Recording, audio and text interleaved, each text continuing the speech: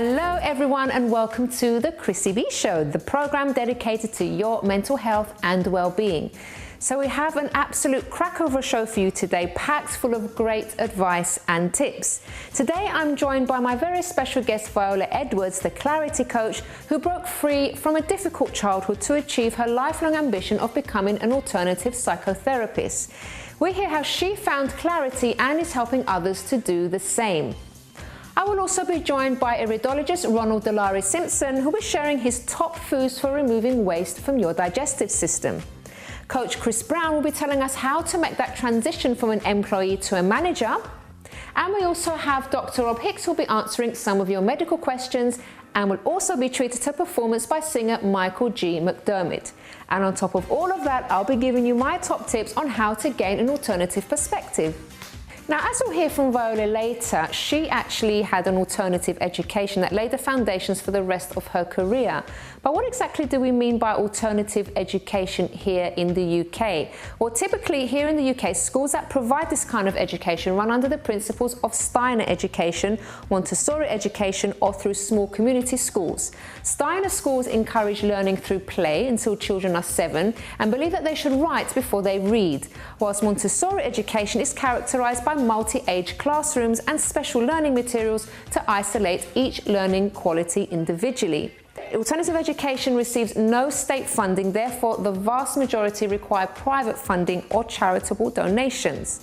We wanted to hear some of your opinions on alternative education, so we checked out some of your comments on Twitter. Fru says, I was Steiner educated, which is pretty neat. None of that mainstream education garbage, but it also means college was hard for me. Max says, schools are communist hatching grounds. Either shut them down for alternative education or shape them up. So very strong views there. Bridgelumni believe that parents' choice for alternative education need not be criticised, but rather supported to meet education needs of children. Andy Lewis says, I have a feeling Steiner Waldorf education in the UK is now under an existential threat. Paxus quote Rudolf Steiner, for even the wisest can learn incalculably much from children. And number one mindset quotes, never help a child with a task at which he feels he can succeed. And that's Maria Montessori. Thanks very much for your tweets. Now, before we talk to Viola about how her alternative upbringing affected her life, let's speak with iridologist Ronald Delary Simpson on the best ways to help your digestive system.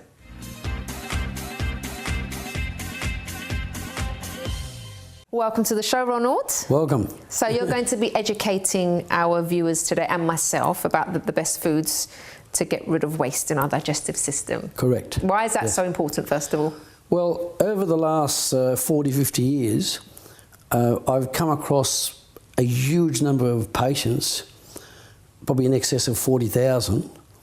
And the amazing part was that most of them, if not all of them, were toxic. Oh. Were toxic, with carrying amazing amounts of meat and waste in the system. Mm-hmm. Now, as most people know, there are 11 body systems. They're all important, but they're all interdependent on each other.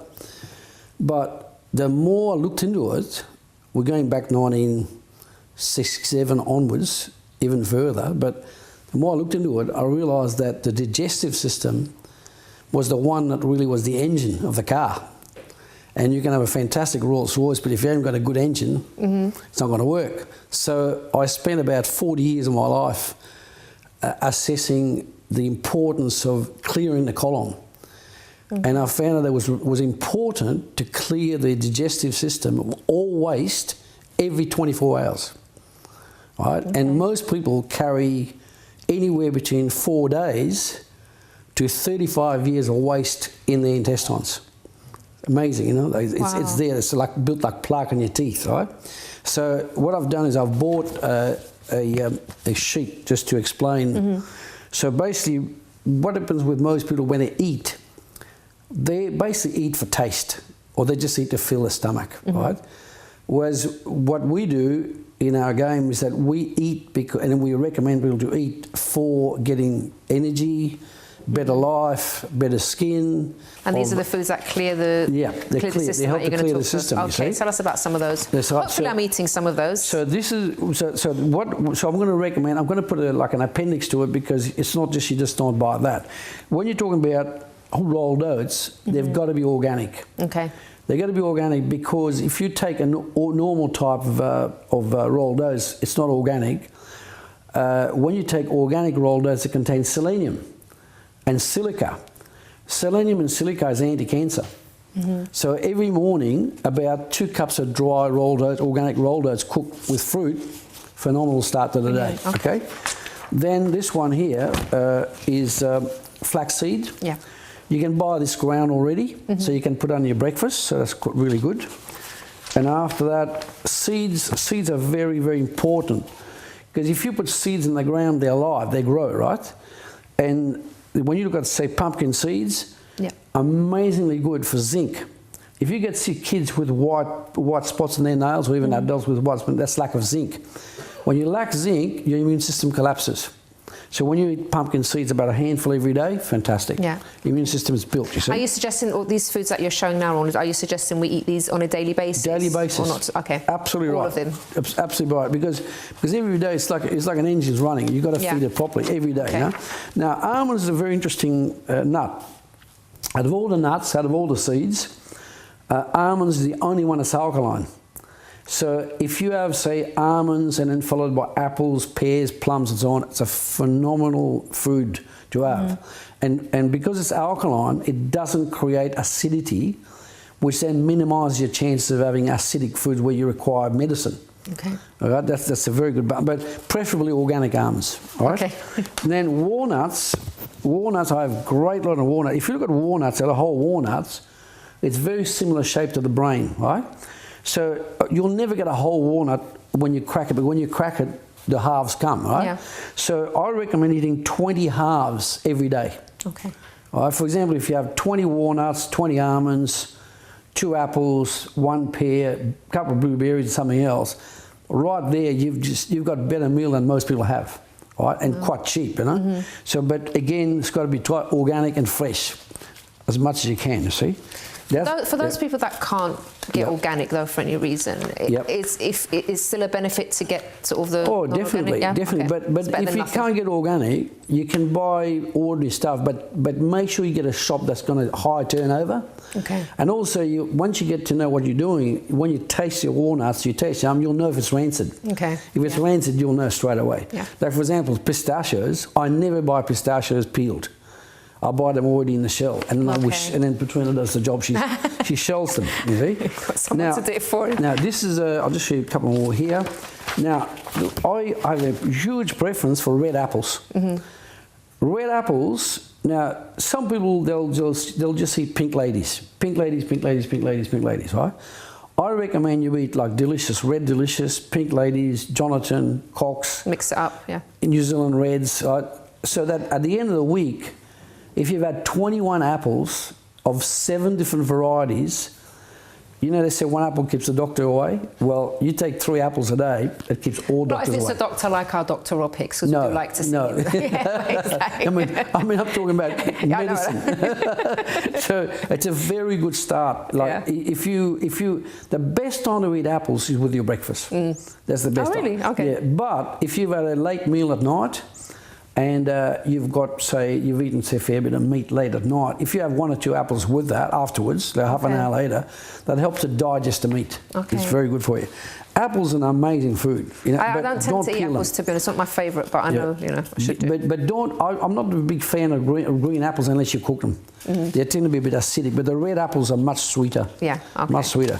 I think last but not least, there's a couple more here. This is a very, very much underrated fruit, the kiwi fruit. And these sell for about like 29 pence. So cheap, you know. The kiwi fruit, if you eat 2 or 3 kiwi fruit a day, you don't get colds. You know, you don't get colds. So good time to eat kiwi fruit is after lunch, all right? Because it's like if you've eaten apples at lunchtime, say at breakfast, and then you have kiwi fruit at night time or after lunch, or even after dinner, 2 or 3 kiwi fruit goes down very well.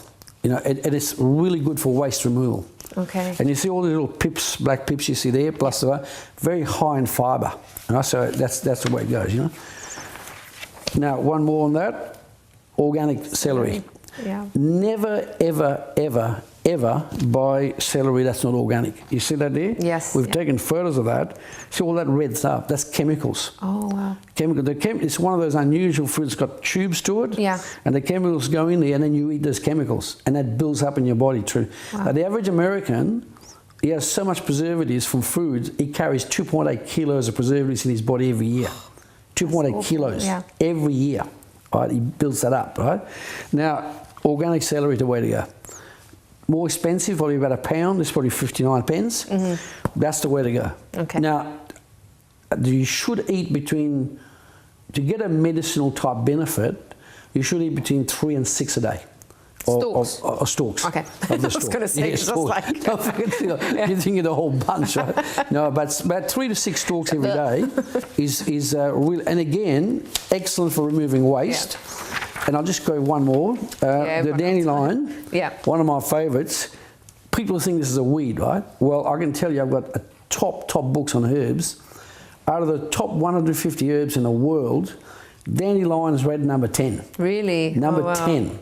That is a fantastic food. Everywhere. You see it everywhere. It's like it's for free, right? So the key is you eat the flowers, you eat the stems, you can eat the root system, you can eat the leaves. That is one of the most phenomenal plants for taking care of your liver and your pancreas, right? Wow. But the key is trying to grow it yourself. Now, we grow ours wild in our backyard, but in the garden beds, and the leaf can go to 12 inches long. Wow, okay. And we can put it in a smoothie.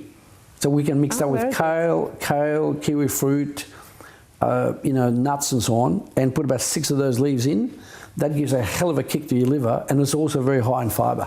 I can just imagine all these people going outside now and just grabbing all the well, at least we'll be helping, with the place. Yes. Ronald, thank you so much. That was really fascinating. I'm pleased to say that I'll probably eat maybe half of the stuff there, but I'm going to do better than that. Fantastic. Thank you so much. And we'll see you Even again if you do halves, you're still laughing. Yeah. Okay, thank terrific. you so much. Okay, thank you. All right, guys, so don't go away, because after the break, we talk to personal development coach Chris Browne, who'll be giving us some advice on how to transition from employee to manager, and Dr. Rob Hicks will be answering some of your medical questions, including this one. Does anger cause chest pain? Find out the answer after this break.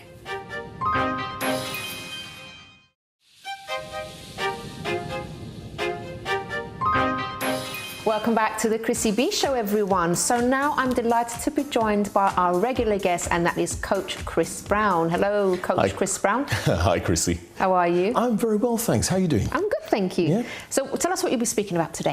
Right, today we're going to be talking about the transition of worker to manager, which isn't an easy one at times, for some people. But why not? Some people. Well, all right, let me just give you a quick scenario, right? Think about this. You get into work on Monday, real happy, meet your co-workers and we're all having fun, and then all of a sudden later on the boss comes in and say, could I have a word with you, right?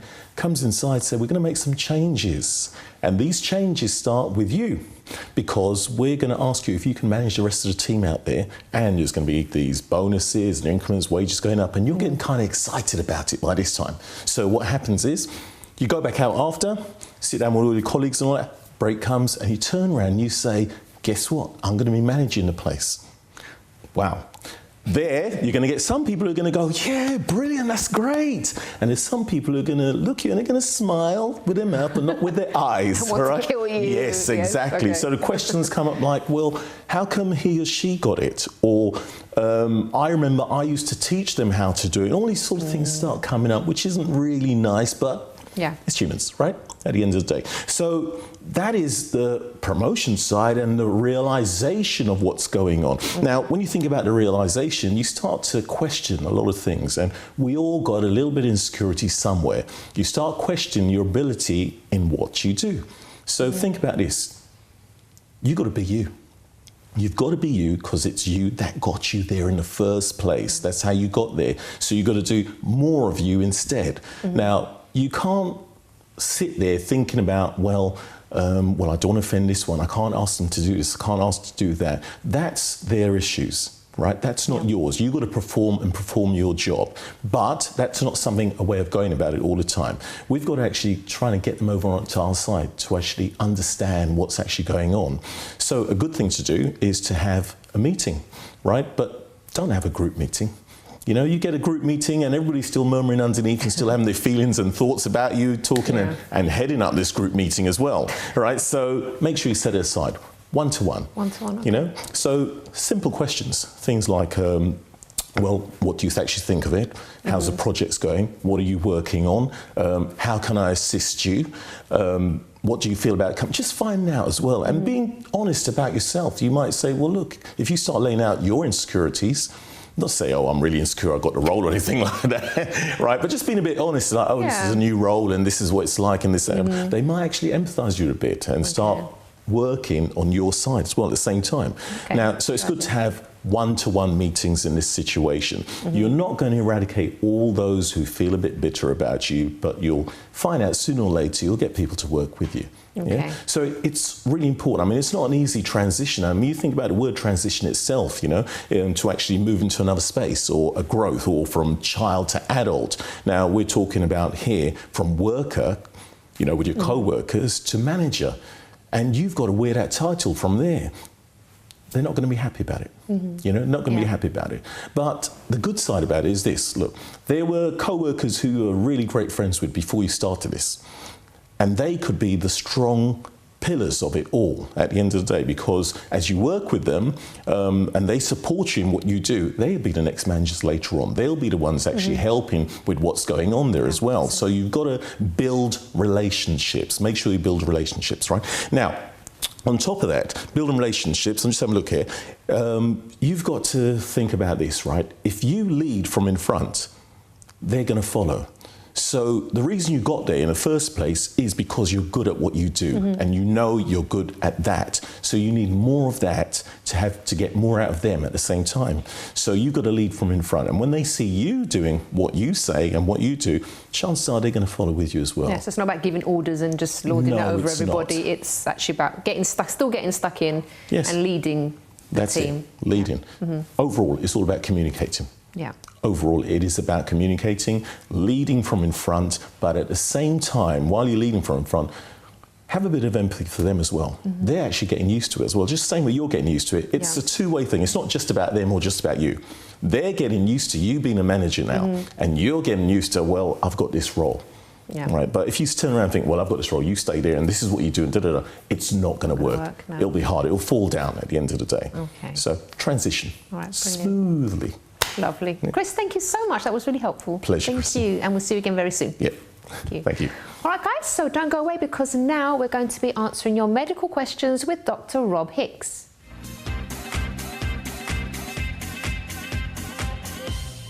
Welcome to the show, Rob. Hi, Chris. So we've got a bit of time to answer some questions for us. Well, let's dive on in. Yes. Right, first one, the one before the break. Hello, Rob. Does anger cause chest pain? The answer is anger can definitely cause chest pain, because when you're feeling angry, of course, you feel wound up, and that can cause muscle tension and it can cause all sorts of other symptoms within the body. I think it's important not to assume that if you're getting chest pain immediately that it's down to you feeling anger, because it might be that actually you're suffering angina, which is the pain in the chest related to not getting enough oxygen through to the heart. And if we're wound up or stressed, that can trigger angina attacks. So you need to get this checked out to see whether that's the case, or whether it's indigestion causing your chest pain, whether it's muscle spasm, or whether it's anything else that needs treatment.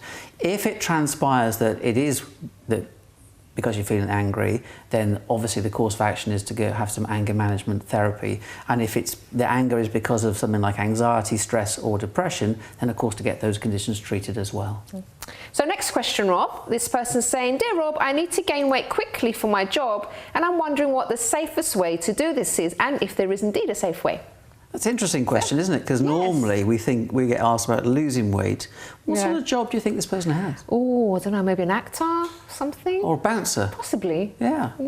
So the first thing to think about is actually, are you underweight, in fact, and is that why you're trying to gain weight? And if you are underweight, is there a medical condition that's causing that? So diabetes, for example, an overactive thyroid gland, or have you got an eating disorder? So I would advise you to get yourself checked out to make sure that's not the case, because those conditions will need other treatment. But also to establish whether it's safe for you to gain weight. So actually, are you already overweight? So you wouldn't want to be gaining even more weight. And then if it is a case of you need to just simply gain weight, do it under the supervision of a dietitian would be my advice. And the sort of things they will advise you about is obviously eating more meals, making sure that the foods you eat are nutrient dense, so lean cuts of meat, for example, nuts and seeds, those sorts of things. Having shakes and smoothies, that's another good way. Some people find that they don't eat so much if they drink liquid before the meal, because of course it dampens the appetite. So you might want to not have drinks before the meal in order to make yourself not so full up. The other thing is exercise. So you build up your weight through muscle, because you don't want to build it up through fat. But get some advice from your doctor, get some advice from a dietitian, and take it from there. Brilliant, thank you, Rob. Next question. Hi, Dr. Rob. My brother takes a vitamin C tablet every hour when he has a cold. Is this wise, or could he overload his system? I don't think that's wise at all.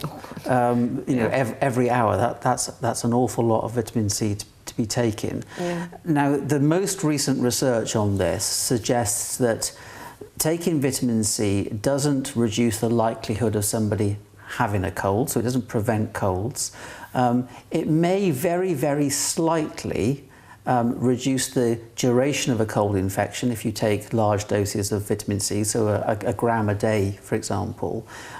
There's no impact on the severity of the symptoms. In fact, most research says that for the only group who really benefit from extra vitamin C are those who find themselves in extreme stressful conditions, like marathon runners, for example. So the other thing about vitamin C is the body only takes in as much as it needs. It's a water-soluble vitamin, so you take it in large amounts and you pee it back out again. So somebody would question whether it's worth spending the extra money on the large doses. The other thing to think about is generally speaking, up to about a gram a day is felt to be safe for the majority of people. You should always consult your doctor or your pharmacist about whether it's safe for you as an individual. But too much vitamin C can actually cause stomach cramps, nausea and diarrhea. And for those with diabetes, it can actually hike up their blood sugar levels to quite significant levels that they shouldn't be reaching. So I would always err on the side of caution. But as far as taking it every hour is concerned, I personally think, I don't know what exactly the dose is, but I think it's probably much too much. Okay, next question, Rob. How do you prevent osteoporosis? My grandpa found out he has osteoporosis. How can I prevent it as I get older? Are there foods or medications I can take to help my bones? Lots. In fact, yes. I mean, osteoporosis, as you know, brittle bone disease. It's where the bones become brittle and fragile, and the risk with osteoporosis is fractures, it breaks of the bones. So very good to be thinking about how you protect your bones.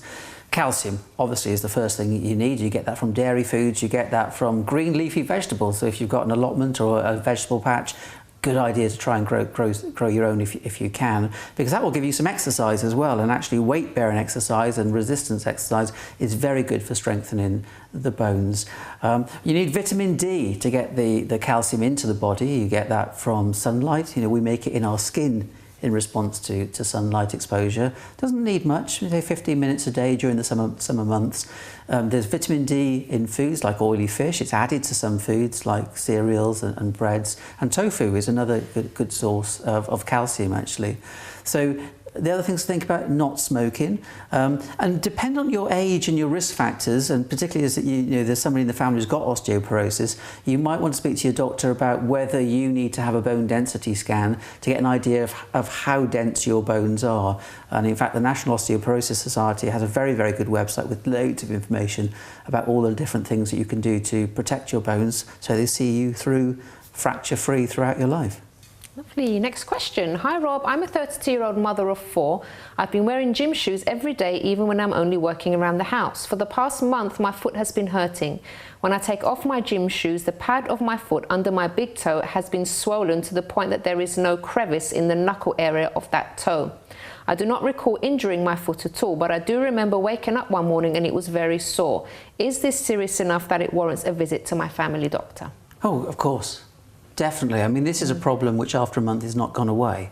Yeah. And it's obviously causing a lot of distress. And what will happen is if this person is having, their body will compensate for walking around on a painful toe. So they'll soon find that they get knee problems, hip problems, lower back problems. So the answer is yes, get it checked out. I mean, the likely causes include some kind of inflammation. It might be that you've actually broken your toe. Even if you can't remember actually injuring your toe, but that could be the case. It could be because actually the shoes that you're wearing, the trainers that you're wearing have seen their sell-by or their use-by date, and actually they need to be repaired. We see this sort of injury often where people are, let's say, scrubbing floors, so they're on their knees and their toes bent. See it in the spring and the summer when people are weeding the garden, you know, their toes bent back and it's putting lots of pressure on, that sort of thing. You know, when you're down on your hands and knees, you know, and basically the joint is in not the position it's designed to be in. So most definitely, yes, get it checked out. You will not be wasting your doctor's time by getting it checked out, but you will be saving yourself a lot of time and indeed a lot of discomfort. Okay, Rob, just about time for this last question. We've got about a minute left. Dr. Rob, how often do people get hereditary cancers? Does it skip a generation? My family has a history of breast cancer. Does that mean I'll get it? I'm 27. The answer is hereditary cancers are actually very rare. Up to about 1 in 20 cancers is down to inherited faulty genes, but it really depends, the person's risk depends on their family history. So for example, with breast cancer, if you have a close member of the family, like, you know, a daughter, mum, or a sister who's got breast cancer, then you're about twice as likely to develop it yourself. If you've got close family relatives or they've developed breast cancer under the age of 50, then your risk is greater as well. But I would reassure you that in more than 8 out of 10 women who've got a close relative who's had or has breast cancer, as an individual, they do not develop it themselves. And in fact, there are guidelines within the UK for who in the family with a history should be screened genetically to see what their risk is. So you might want to just have a chat with your doctor about whether that's relevant for you. Rob, we've run out of time. Thank you so much for answering all those questions for us. A very fruitful session, I think. And we'll see you again next time. You will indeed. Thank you. All right, guys, don't go away because we do have more for you after this break. I'll be joined by tonight's special guest, Viola Edward, otherwise known as the Clarity Coach.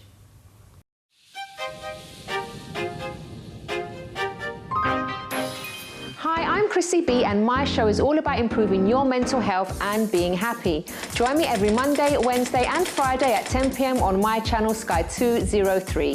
Visit chrissybshow.tv for more information and subscribe to our YouTube channel, Chrissy B Show. You can also follow us on Twitter and Instagram at Chrissy B Show and on our Facebook page, The Chrissy B Show.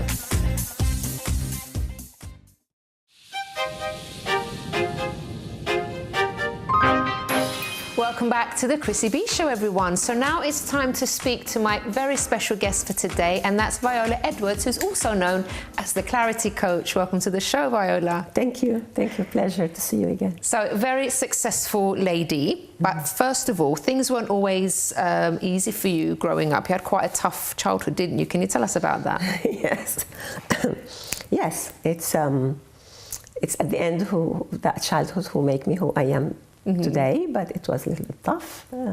Lost my father when I was 3 and have the first migration when I was like 5. But mainly the tragedy of the losing my father is that also my mom was pregnant and my sister was born a little bit ill, and then my mom has to focus on my sister. So in a way, from being a princess, only child in a family, I was like a little bit of an orphan in early age. And become these like very, you will not believe it, but I was very dark, grey child and silent and like very absent in a way. So childhood was tough, and we moved then to Lebanon, my mom's country, at the age of 5, and at the age of 13 we moved to Venezuela because then the war was imminent in Lebanon, and many Lebanese went wherever they could go, and my mother had a brother in Venezuela.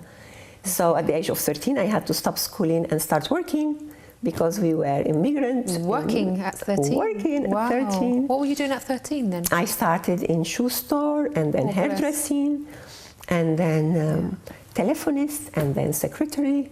And Wow, this is the so way you how I worked really escaped. hard from a very young age. It was hard. It was hard, especially that I love studying, I love books. So I did homeschooling supervised by myself. Oh, bless. So you did it yourself? Wow. Yes, So you were yes. determined, even though you were going through such difficult circumstances. yes. You always had that inside of you that I want to get somewhere in life, I want to do Oh, yes, well. yes. I was, Brilliant. my books were my, as a child, it was my refuge. And then when I had to stop schooling, it was like heartbroken in a way. But in the other way, now I can see it, then I couldn't see it. I become very free to design what is it that I wanted to study.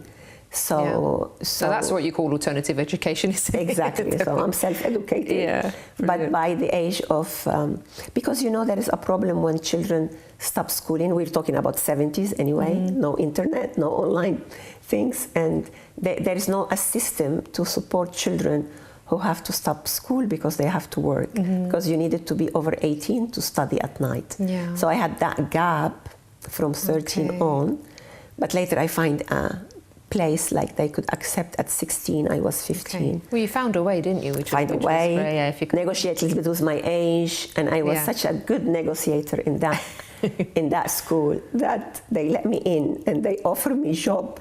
So I find a way to study, and also I find a new job as secretary at the same school.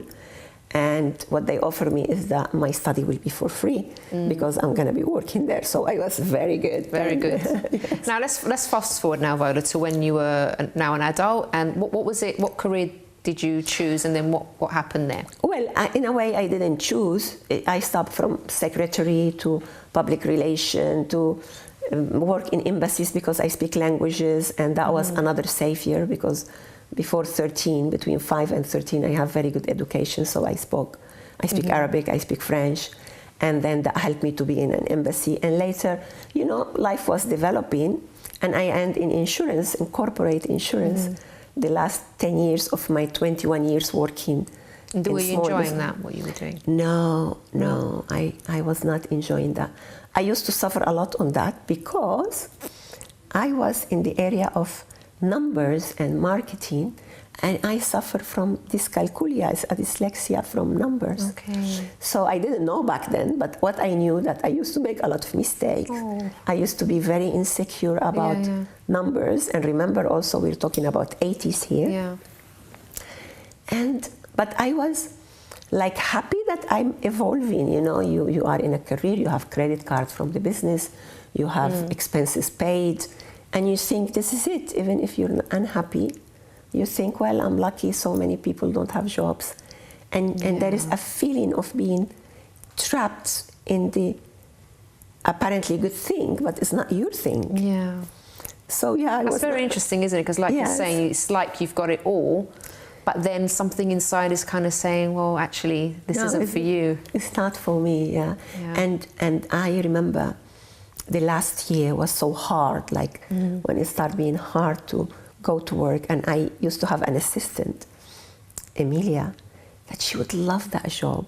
And one day I saw her and I saw, if I will not be here, she's the one who will have my job, and she will honor that job much better than I do, So I started having the courage. Of course, all these years I kept studying, self-developing myself, and keep reading psychology and doing many courses, and then I had the courage, and one day I managed to quit. After 21 years. Wow, working. that was a brave step. It was. Because it's something they were used to, gave security, all that kind of stuff. I was terrified because, you have expenses and you're used to, by then, you're self-made, and I have family, I have a sister, a mother. And but I had a friend who told me, I know you're ready, go for it, I'll help you. She said, I'll help you. I remember she took her checkbook and gave me a check. Wow. And I think that sometimes this is what you need. It's not the money, the quantity of money. It was like, I'm there. For somebody like me with this orphanity subject on my shoulder, it was very important. So tell us what you actually achieved then. When you left the job, what did you start doing? Then I went to training, to breathwork training and coaching. and come back, and it was my thing. And in less than 1 year, I was all over the places. TV, radio, magazine, newspaper. I was like a star. I was finally in my niche. It was the 90s, early 90s in Venezuela. And it was, we were talking with my friend today how in South America and North America, self-development and coaching and workshop and training was a boom much before Europe, actually. Yeah. So I was in the correct place with the correct subject at the correct time, with wonderful age. I was 34 years old, with 21 years of experience working for others. So I was just there, perfect. Wow, it worked out really well then for you. Very well, very well. And then later I created this center for breathwork and coaching and start training people. I will have doctors coming to train with me, psychologists. And also later created Edward Consult, Holistic Business Consultancy, which was taking the subject of emotion to business, you know, like go back to business, because I know then what is it that we suffer from in business and what is it that we need. So start working about in the business language and sustainable productivity, how to work in the emotionality in business. Okay. And we're talking about 90s, you know. It was something completely new. It was wonderful. And tell us about the Feminine Capital as well, Viola. Well, Feminine Capital is that in the years that I was working for corporate and starting to work at 13 and having to face the world at such a short age, I think I kind of went into my masculine side. When I changed my career and started working for others, and one day I kind of learned that, oops, I have traded something very precious to survive that world, and I want it back. So I retrained myself, the way how I work, the way how I talk, the way how I dress, to be feminine again, you know. And that was... So it's funny, because sometimes I know maybe some women in business think, oh, well, you need to be like a man, act like a man to be taken serious in business, when actually females have so many lovely qualities. Good for business. You don't have to act in a certain way. Just be yourself. You know, your feminine side is amazing. Yes, also it's the empathy, it's the listening actively, it's the creativity. So when we think that we have to fit in the man world, and okay, some of us, we had to. It was the 70s. We had to, because the world was designed for men. But that now is another word.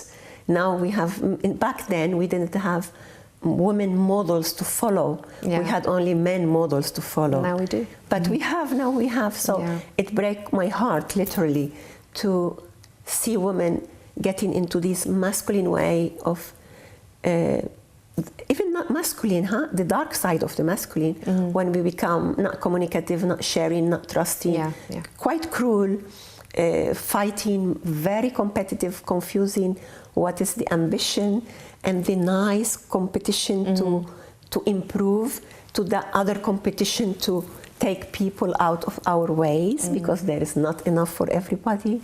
So my role in the Feminine Capital Rhythm and the way how I do those Feminine Capital Forum around the world is about saying to women, look, your capital is your femininity. And we all have beautiful thing from the masculine, beautiful thing from the feminine. So let's have the bright side of them and move into a sphere beyond the concept of feminine and masculine, into what is unique about the individual. And together we can do a sustainable world. This is my subject. Amazing. Yes. So Viola, you've achieved so much, and you know, it sounds like it's been keeping you really busy, but you still found time to write some books as well. How did you find the time to do that? I have achieved a couple of things that I'm going to mention very quickly. One is to be married for a long time, because I could not get stable in a relationship. So this year is my 14 years marriage, with a blessing. Wow. Good relationship and walking, going through what is a conscious relationship. And from that, in 1999, I wrote a book about positive thinking and purpose and vision. And this year, I published one about relationship, about how to nurture intimacy into relationship beyond the myth. Doesn't matter how, if we older, if we are going through illnesses, if our body change shape, is intimacy in relationship, is the precious thing, is the friendship, is the base, and how to keep that passion going through intimacy. So this is the book we Any other published. plans then for the future? Because you're probably not going to stop here, are you? No. I'm doing another one called Have We Met? It's about the importance of relational capital, because at the end of the day, I'm a relational being. This is my major quality, and doesn't matter how many countries I have moved, changed. We are here together because the way how we relate when we met. So I want to write it and make program about how important it is to understand the beauty and the kindness of the relational capital. Yes, and keep going and creating more programs and keep at service of humanity, of course, and make an honorable living from it. Yes. Brilliant. Viola, thank you so much. It's been absolutely lovely speaking to you. Pleasure. Well, guys, after the break, we have more for you. We have a performance by Michael G. McDermid, and I'll be giving you my top tips on how to gain an alternative perspective in life. But first, how many alternative schools were there in the UK last year? Is it A, 14, B, 140, or C, 1,400? Find out the correct answer after this break.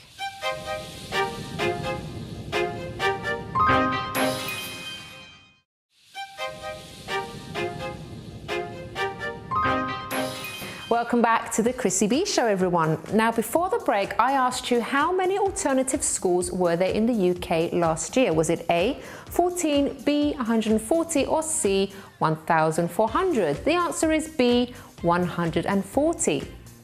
So now it's time to hear from singer Michael G. McDermid performing his song Let Love In. And if you have an inspiring or happy song that you would like to share on this program, you're a performer and you'd love to be on TV, please do get in touch with us. All you have to do is email us on info@chrissybshow.tv.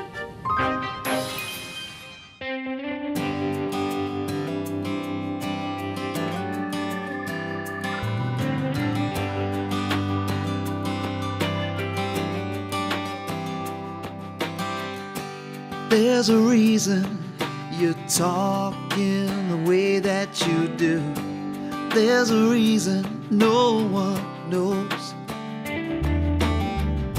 about the heartache that's got you hiding the truth. Once in a while it shows.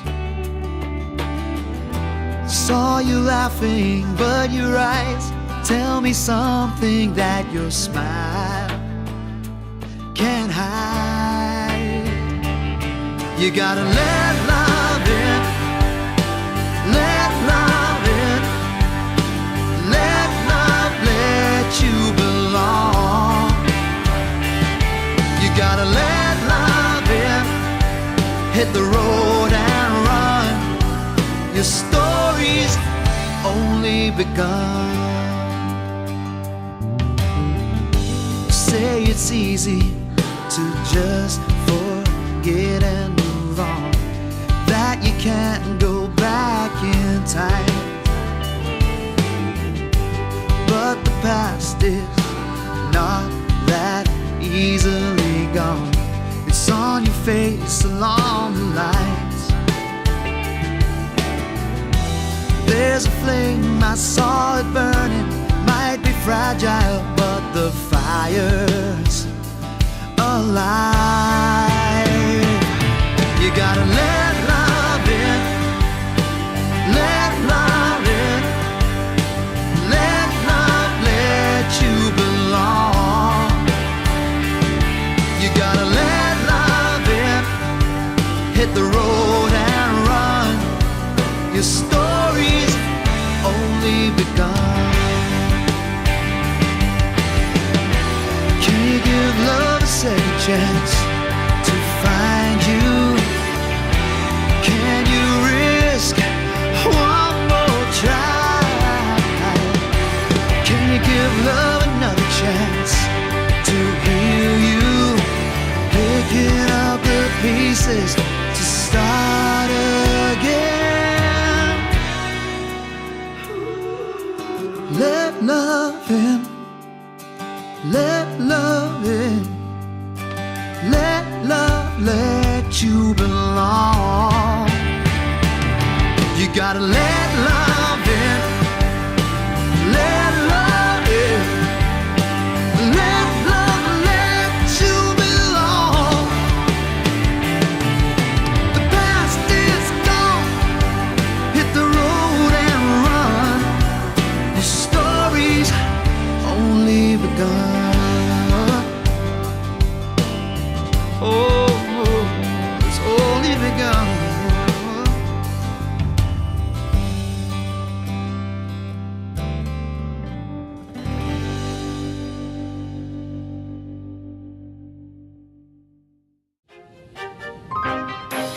Thank you very much to Michael there. So now I'm going to be covering a few tips on how to gain an alternative perspective in life. And these are not rocket science. Anyone can apply these. They're very, very simple. We can all do this. Number one is to read more.